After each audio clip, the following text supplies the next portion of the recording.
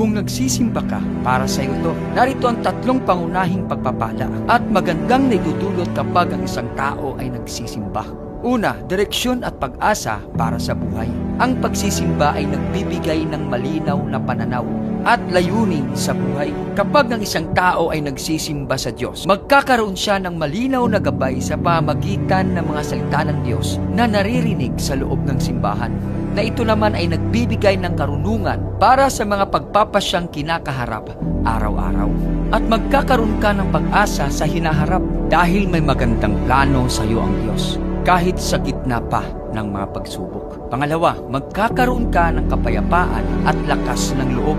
Sa gitna ng mga problema at pressure ng buhay, ang pagsisimba ay nagdudulot ng katiwasayan ng isip dahil sa panahon ng pagsamba at pananalangin. Ito ay nagbibigay ng kapayapaan na hindi kayang ibigay ng mundo. At magkakaroon ka ng lakas sa pagharap sa pagsubok upang harapin ang hamon ng buhay mula sa Diyos. At pangatlo, magkakaroon ka ng malusog na ugnayan at komunidad.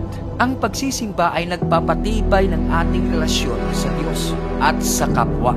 Dito nabubuo ang malulusog na relasyon sa mga kapwa mananampalataya na nagmamahal at nag-aalaga sa atin. At ang pinakamaganda pa nito, ikaw ay bahagi ng isang espiritual na pamilya.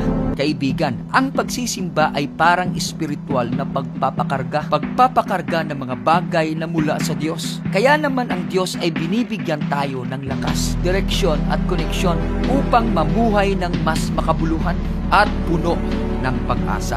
Ito ay mga regalo ng Diyos dahil sa ating pagtitiwala sa Kanya.